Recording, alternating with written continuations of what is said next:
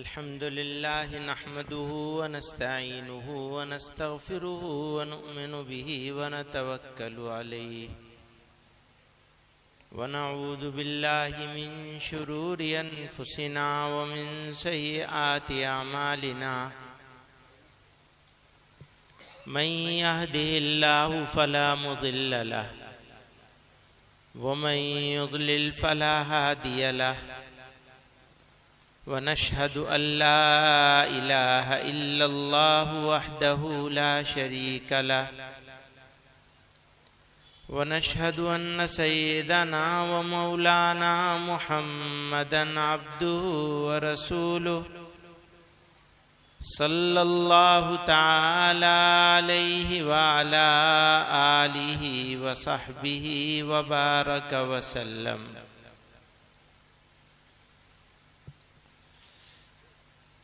इस अज़ीमुश्शान सीरत इजलास के सदर मोहतरम हज़रत मुफ्ती अबुल क़ासिम नोमानी साहब मोहतमिम दारुल उलूम देवबंद, मुअज़्ज़ज़ उलमाए किराम और हाज़रीन मजलिस, मेरे लिए ये बहुत बड़ा अजीम और सुनहरा मौका है कि इस तारीख़ी सिलसिले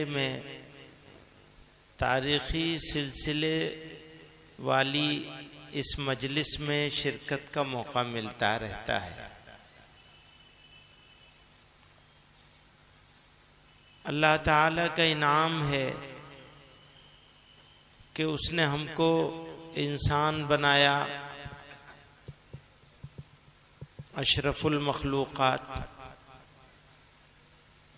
फिर ठीक ठाक बनाया, कोई कमी नहीं छोड़ी, फिर ईमान अता फरमाया और अपने महबूब सल्लल्लाहु अलैहि वसल्लम का उम्मती बना दिया। नेमतों की तकमील हो गई। अब इन पर जिंदगी गुजरे और इन पर मौत आ जाए, बस हमारा काम हो जाएगा। मौत आने के लिए कोशिश करनी पड़ेगी।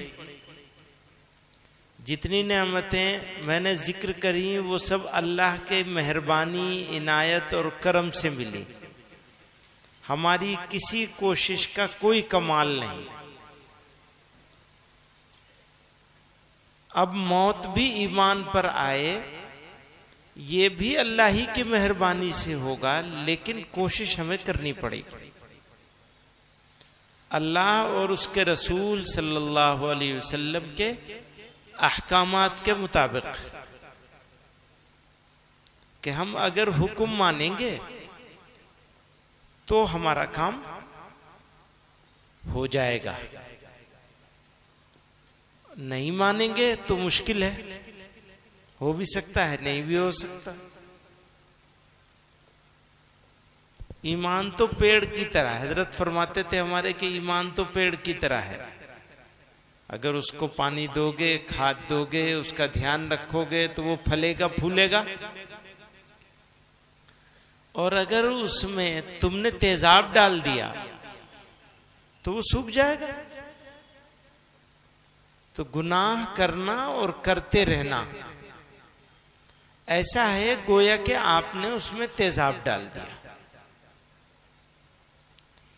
इंसान की शख्सियत इनफरादी तौर पर इंसान की शख्सियत वो कैसी होनी चाहिए दुनिया वालों के लिहाज से? वो कौन सी चीजें हैं जो हमारे पास अगर होंगी तो हम एक बाइज्जत कौम बन जाएंगे या बाइज्जत फर्द बन जाएंगे?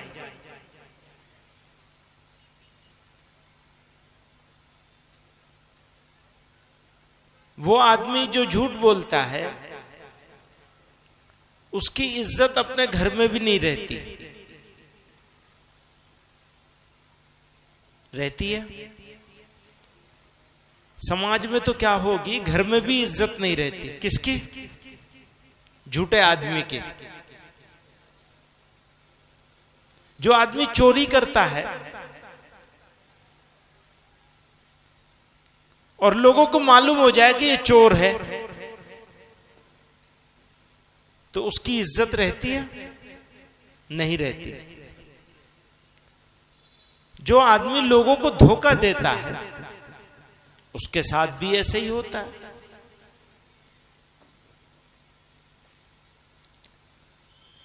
तो अगर अल्लाह ताला की बात माननी शुरू कर दी जाए और जनाब रसूलुल्लाह सल्लल्लाहु अलैहि वसल्लम के तरीकों पर चलना शुरू कर दिया जाए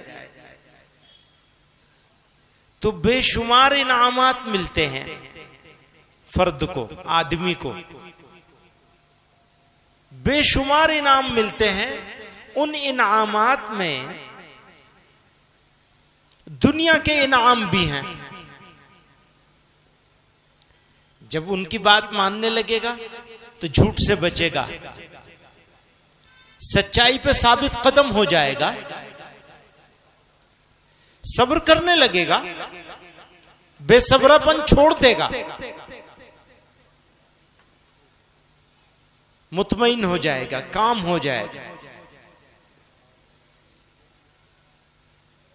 लालच खत्म हो जाएगी दिल से, कनात की जिंदगी होगी। ये सारी वो चीजें हैं जिनके नतीजे में इंसान को दिल का सुकून हासिल होता है। वो बाजार में मिलता नहीं दिल का सुकून, पैसे से नहीं खरीद सकते आप। लोग ये समझते हैं कि इज्जत मिलती है पैसे होने से। किसी ने पूछा था पैसा क्यों कमाना चाहते हो? कहा ताकि इज्जत मिले।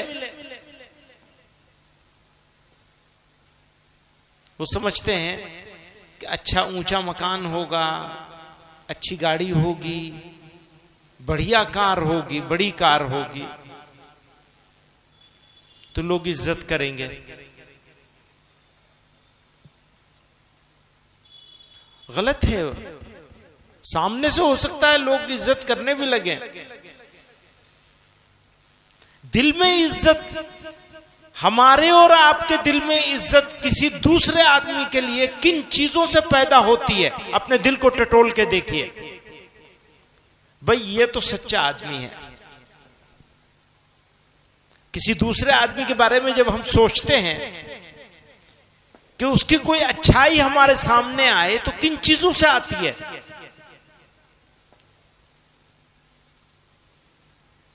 ईमानदारी से, कि ये तो बड़ा ईमानदार आदमी है, ये खुश अखलाक आदमी है। तो मालूम यह हुआ कि जनाब रसूलुल्लाह सल्लल्लाहु अलैहि वसल्लम के तरीकों पर अगर हम अमल करना शुरू करेंगे तो जो इनामात आखिरत में मिलने वाले हैं वो तो मिलेंगे ही, दुनिया में भी इनाम मिलेगा। ये फर्द की बात है। और मुआशरे की बात यह है कि अगर आपने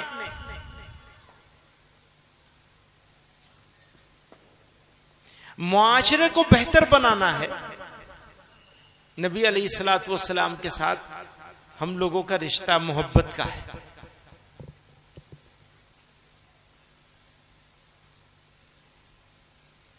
और मोहब्बत जिससे होती है वो होती है, और सारी दुनिया की मोहब्बतें, अकीदतें कुर्बान की जा सकती है। और मुसलमान, ये खूबी है मुसलमान की, शायद ही कोई कौम ऐसी होगी जिसको इस तरह की वालिहाना मोहब्बत हो जैसी मुसलमानों को जनाब रसूलुल्लाह सल्लल्लाहु अलैहि वसल्लम से।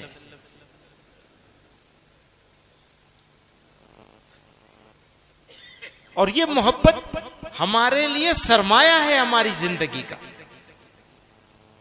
हर चीज पर समझौता किया जा सकता है, इस पर समझौता नहीं किया जा सकता। और ये कितना कमजोर मुसलमान हो, अल्हम्दुलिल्लाह अल्लाह ताला की मेहरबानी है, उसका करम है। अमल के एतबार से कितने ही कमजोर हो, पर जनाब रसूलुल्लाह सल्लल्लाहु अलैहि वसल्लम की मोहब्बत वो मुसलमान के दिल में रासिख है, बैठी हुई है। और इसकी वजह से लोगों को बहुत सारी उलझन है। मौलाना अब्दुल बातिन साहब तकरीर कर रहे थे,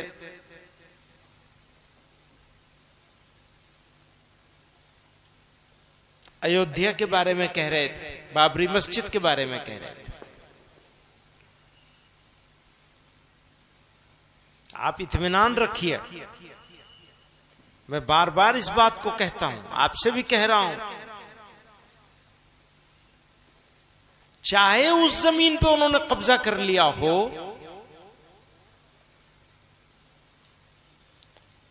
और चाहे उनको वो जमीन जायज नाजायज तरीके से नाजायज तरीके से ले ली हो, लेकिन मुकदमा असलन वो हार गए हैं।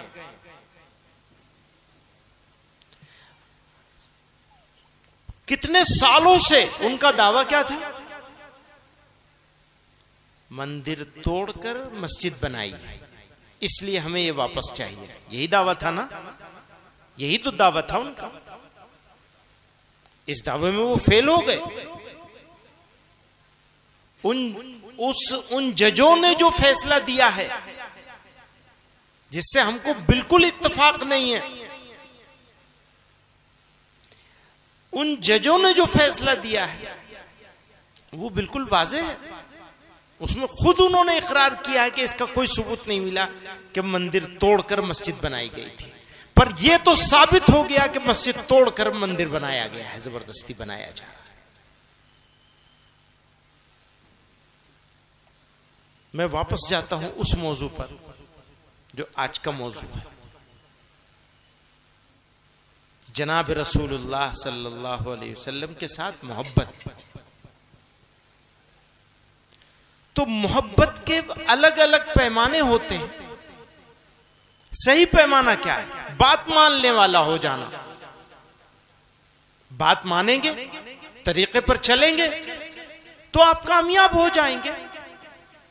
बात नहीं मानेंगे तो मोहब्बत के उस मेयार पे तो पूरे नहीं उतर सकते जो मेयार मतलूब है।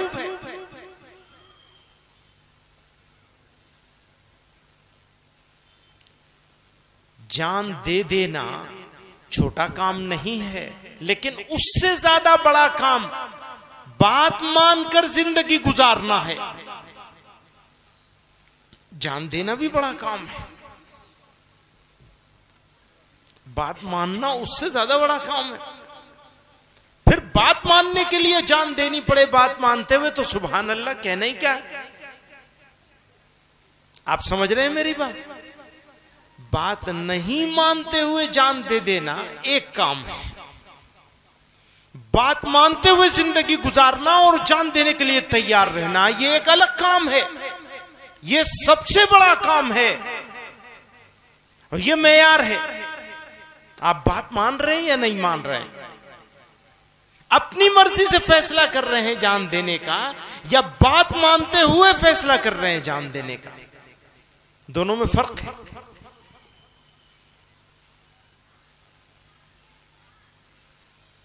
बुजुर्गों और दोस्तों, अगर बात मान रहे हैं तो फिर हमारी इनफरादी जिंदगी और इज्तिमाई जिंदगी वो उस पैमाने पर होनी चाहिए जो एक इस्लामिक सोसाइटी का, एक मिल्लत का जो इज्तिमाई रवैया है, तरीका है। चाहे वो तकरीबात हो हमारी, चाहे हमारे घर का मामला हो और चाहे बिरादरी का मामला हो, चाहे कारोबार का मामला हो, चाहे हमारी फैक्ट्री का मामला हो यानी सनात का, इंडस्ट्री का मामला हो, खाने पीने का मामला हो, उठने बैठने का मामला हो। एक छोटी सी बात होती है, जल्दी सो जाना, जल्दी उठ जाना। इसका ताल्लुक बिल्कुल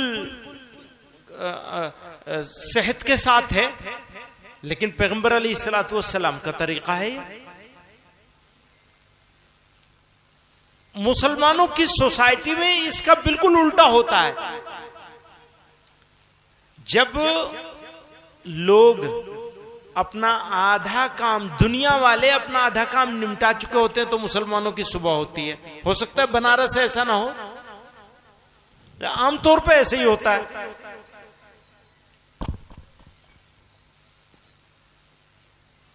देर तक जागना, देर तक सोना। आप यकीन जानिए आपकी सेहत के लिए इतना सख्त मुज़िर है ये काम, जितना कोई दूसरा काम मुज़िर नहीं हो सकता। पेट भरे पेट पे खाना खाना, देर तक जागना, देर तक सोना। ये नहीं मालूम कि किस वक्त खाना है, क्या खाना है, कितना खाना है, भैंस बैल की तरह से। भाई खाने का वक्त मुतय्यन होना चाहिए, मिकदार मुतय्यन होनी चाहिए। खाना किस तरीके से आया है ये मुतय्यन मालूम होना चाहिए, तो जिंदगी में बरकत पैदा होगी। जवान लोग अपनी जवानी को जाया कर रहे हैं। वालिदैन, सबसे ज्यादा जरूरत वालिदैन की तरबियत की है। अगर घर में बकरी पालते हैं, उसकी जितनी निगहदाश्त कर लेते हैं, कम से कम अपने बच्चों की इतनी कर लिया करो भाई। बच्चों की तरफ तवज्जो ही नहीं है। क्या कर रहे हैं, कहां आ रहे हैं, कहां जा रहे हैं, कैसे अखलाक हैं, कैसी तरबियत हो रही है, कैसी तालीम हो रही है, कुछ नहीं मालूम। बस चल रहा है काम, और चल रहा है तो बस चल रहा है। ये आपकी अगली नस्ल है। मिल्लत की बागडोर इन्हीं जवानों के हाथ में आनी, इन्हीं बच्चों के हाथ में आनी है। इन्हीं से मालूम होगा कि ये कैसी कौम है। कौम मिन हैसुल कौम, कुर्बानी देने वाली है या खुद गर्ज है। अगर कोई कौम मिन हैसुल कौम या कौम के अक्सर अफराद खुद गर्ज हो जाएंगे, अपने बारे में सिर्फ सोचेंगे। देखिए, अपने बारे में सोचना बुरा नहीं है, लेकिन सिर्फ अपने बारे में सोचना तो सिर्फ कुत्ता ही करता है, आदमी नहीं कर सकता। आदमी की खुसूसियत यह है कि वो अपने बारे में तो चाहे सोचे, जरूर सोचना चाहिए अपने बारे में, लेकिन दूसरे के बारे में भी सोचना चाहिए। और मुसलमान तो ऐसा हो ही नहीं सकता कि जो सिर्फ अपने बारे में सोचे। पर आप अपने बच्चों को ऐसी क्या तरबियत दे रहे हैं जिसकी वजह से ये बेगर्ज हो जाए, दूसरों के बारे में सोचने लगे? दे रहे हैं कुछ सोच रहे हैं, कुछ कर रहे हैं। अगर कर रहे हैं बहुत अच्छी बात है, नहीं कर रहे हैं तो अभी भी मौका है, करने की कोशिश होनी चाहिए शुरू। उसके लिए अपने अंदर बदलाव लाना पड़ेगा। बच्चे अपने बड़ों को देखते हैं, जब बात कर रहे हैं तो वो कितनी बात कर रहे हैं, क्या बात कर रहे हैं, किस तरह की बात कर रहे हैं। आप घर में बैठे हैं, फोन आया, आपने बच्चे की मौजूदगी में, बच्चा खेल में है, आप याद रखिएगा इस बात को, छोटा बच्चा बिल्कुल खेल रहा है, आपने किसी से फोन पर अगर ये कह दिया भूले से भी कि मैं तो अभी दुकान पर हूं, मैं फला जगह काम पर हूं, अभी घर पे नहीं हूं। तो आप ये बात मत समझिए कि उसने सुना नहीं है, वो सीख गया झूठ बोलना। फिर आपको अफसोस होता है कि मेरे बच्चे तो झूठ बोलते हैं। वालिदैन से सीखते हैं बच्चे। तो आपको इनफरादी जिंदगी और इज्तिमाई जिंदगी दोनों में आप देख लीजिए कि हमारी जो तकरीबात होती हैं वो कैसी होती हैं। अगर तकरीबात में हमने ध्यान नहीं किया, अगर तकरीबात हम इसी तरह करते रहे जैसे हो रही हैं, हमारी शादी ब्याह। आज मैं अभी एनडीटीवी की आज शाम में खबर पढ़ रहा था, केरला की एक मुसलमान डॉक्टर ने खुदकुशी की है, औरत ने, जहेज की वजह से। रिश्ते टूट गए, पहला हुआ वो खत्म हुआ, दूसरा खत्म हुआ, तीसरा खत्म हुआ। डॉक्टर थी, आखिर खुदकुशी कर ली। मिल्लत की ज़बूहाली का ये हाल है, यहां पहुंच गई है। कितनी बड़ी तादाद है लोगों की जो बगैर निकाह के, और बाकी सारे काम चल रहे हैं मुसलमानों के, सब हो रहा है वैसे ही अपना। और हमारी बेहिसी है।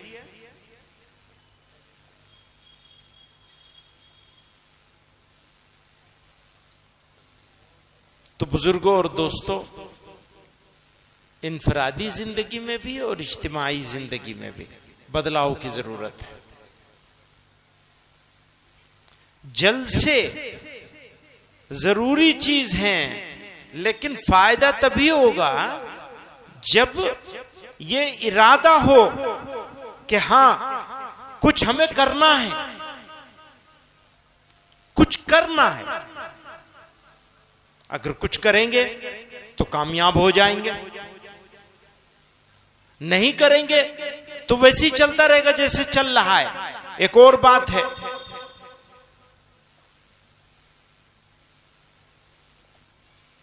दूसरे को तब्दील करने का काम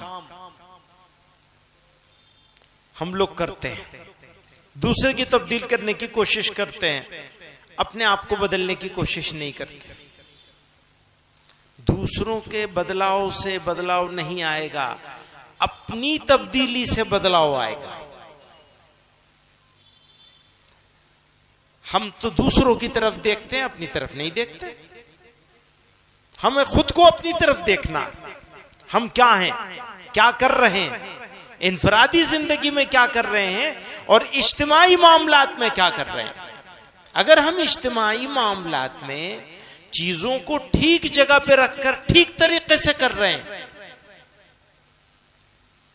या करने की कोशिश कर रहे हैं, यह भी ठीक है कि सारे काम नहीं हो सकते हैं, लेकिन कोशिश तो की जा सकती है। अगर कोशिश करेंगे तो काम हो जाएगा इंशाअल्लाह, नहीं कोशिश करेंगे तो कुछ भी नहीं होगा। वैसे ही जैसे चल रहा है वैसे चलता रहेगा।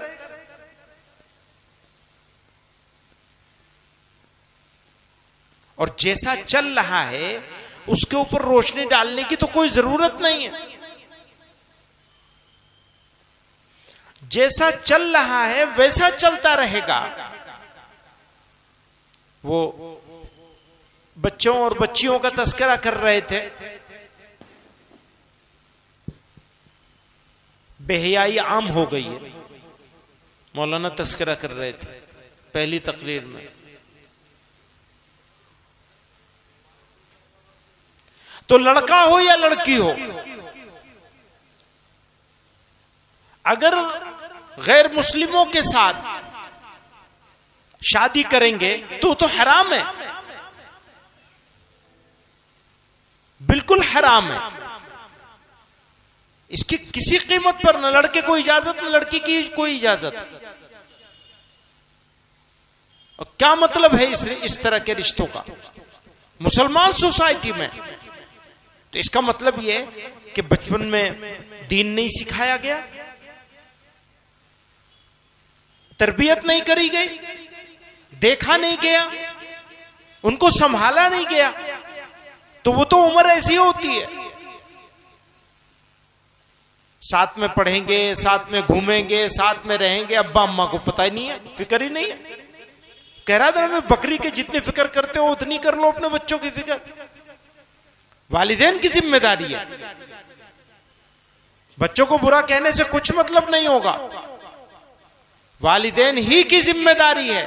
बचपन से उसको दीन सिखाने की जरूरत है, इसलिए मकतब की बात होती है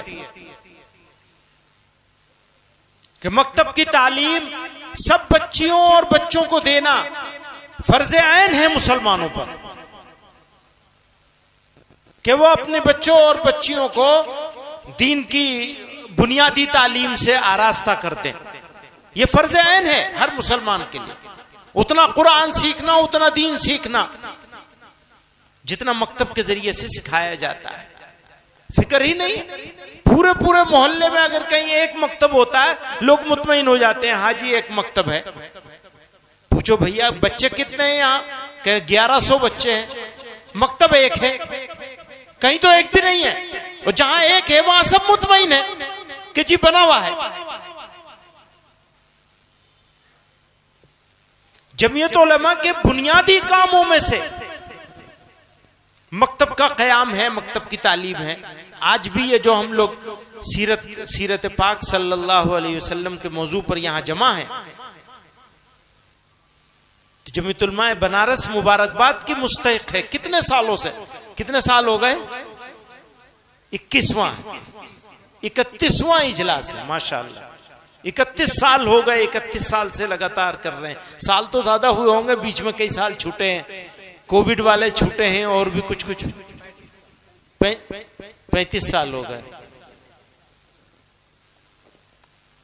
तो यकीनन जमीयत उलमा बनारस मुबारकबाद की मुस्तहिक है कि इतने सालों से इस काम को कर रहे हैं। और अल्हम्दुलिल्लाह इसकी बरकत, इसकी इफादियत यह है कि जमीयत उलमा की अजला की यूनिटों में बनारस की यूनिट मुमताज यूनिट है, इसी सीरत पाक के प्रोग्राम की बरकत से अल्हम्दुलिल्लाह। पर ये जो मकतब का काम है, इसके बगैर आप अपनी नस्लों को नहीं संभाल सकते। आपकी नस्लें आपके हाथ से जा रही हैं। सुनिए, पिछले 1000 साल में जितना बदलाव आया है जमाने में, उससे ज्यादा पिछले 3 सालों में बदलाव आ गया। पहले सुस्त रफ्तारी से जमाना बदलता था, अब तो आप सोते हैं, सो के उठते हैं तो कितने बदलाव आ चुके होते हैं। हर रोज हर लम्हा बदलाव आ रहा है। आर्टिफिशियल इंटेलिजेंस आ गया। आप कहां बैठे हैं, आपकी मसरूफियात क्या हैं, आपकी पसंद नापसंद क्या हैं, सब जमा हो रही हैं।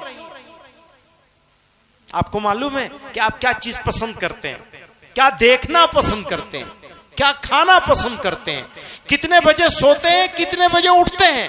हर चीज का पैटर्न आपका जमा हो रहा है। आपकी शख्सियत की पूरी इंफॉर्मेशन एक जगह जमा हो रही है। इतना बदलाव आ गया है, सोचने का अंदाज बदल गया है। और नौजवानों के ऊपर उसका जो इफेक्ट पड़ा है, जो असर हुआ है, वो असर तो बड़ा अजीब है। उसको काउंटर करना, उसको काटना मुश्किल है। आप सोचते हैं कि अपने बच्चे को जी चाहेगा समझा लेंगे, खत्म हो जाएगी बात। नहीं समझा सकते। आपको उसे बचपन से पकड़नी पड़ेगी उसकी उंगली, उसको दोस्त बनाना पड़ेगा। वालिदैन बचपन में तो देखते नहीं, बड़ा हो गया तो सख्ती करने लगते हैं। सख्ती का जमाना, सख्ती का मामला गया हाथ से।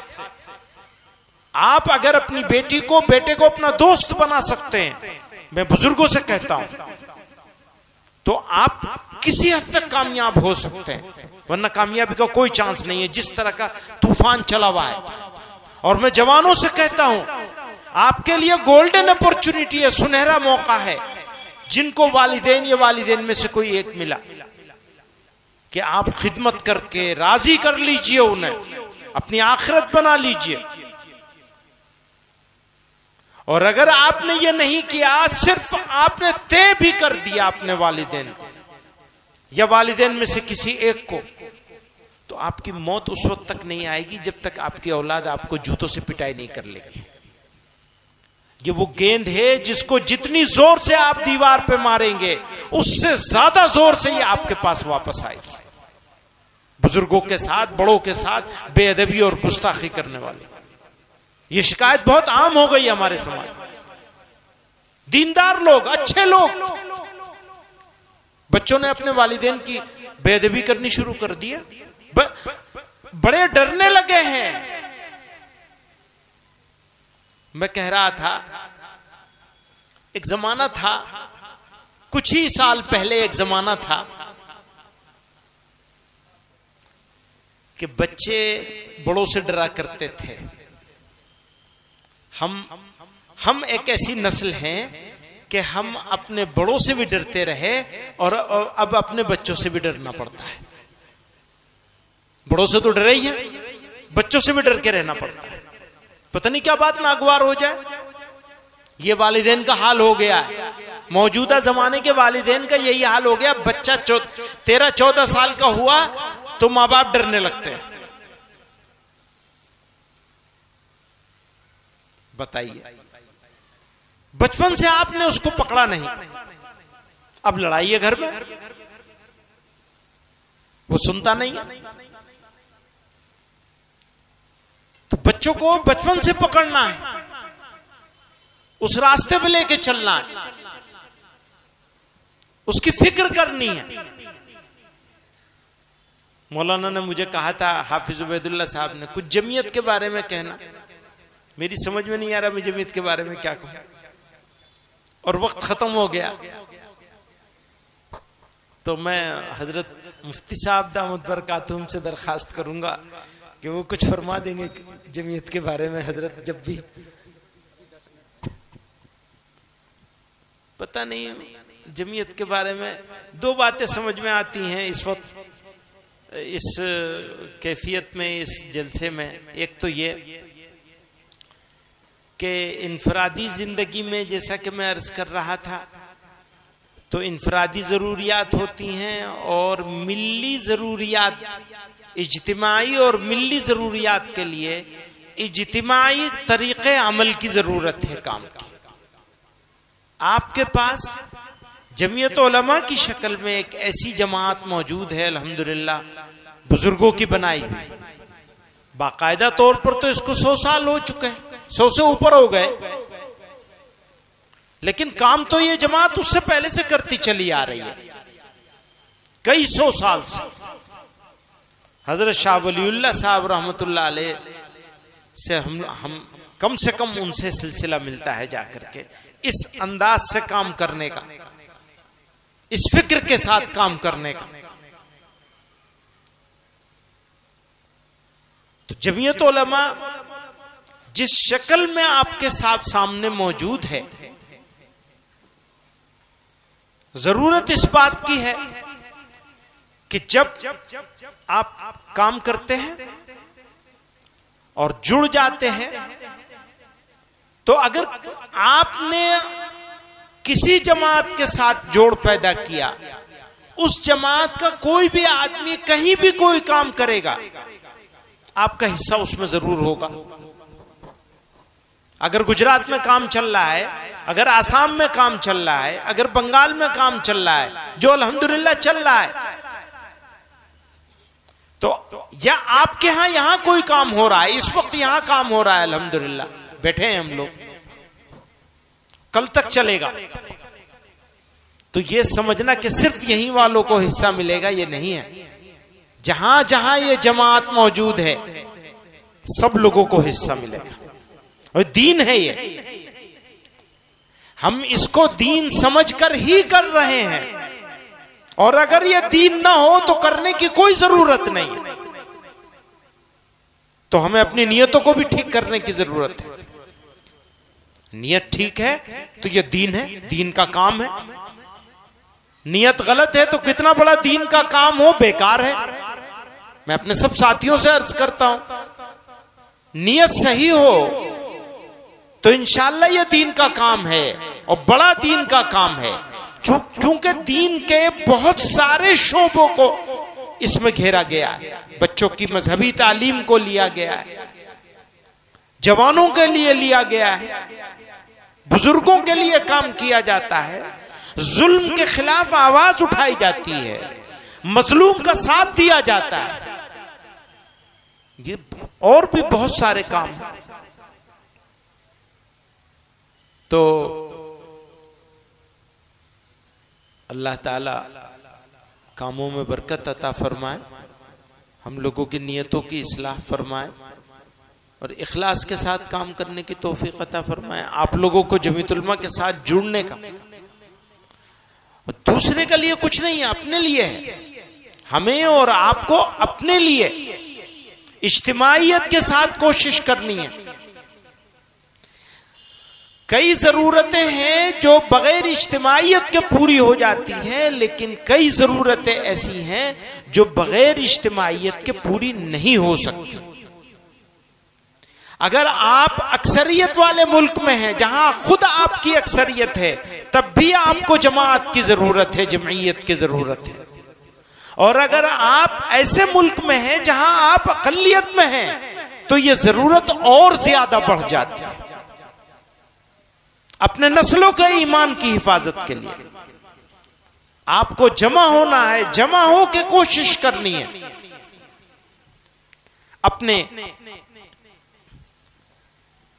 अपनी दरगाहों की हिफाजत के लिए, कब्रिस्तानों की हिफाजत के लिए, मसाजिद माबिद की हिफाजत के लिए और अपने मुआशरे की हिफाजत के लिए। अब वो शादियां गैर मुस्लिमों के तरीके से होने लगी हैं। मैं तो समझ रहा था कि ढोल बज रहा है तो किसी चीज का बज रहा होगा, पहुंचे तो देखा शादी हो रही थी, अपनी शादी है। अच्छा चलिए फिर गनीमत है, एक तो खुशखबरी मिल गई।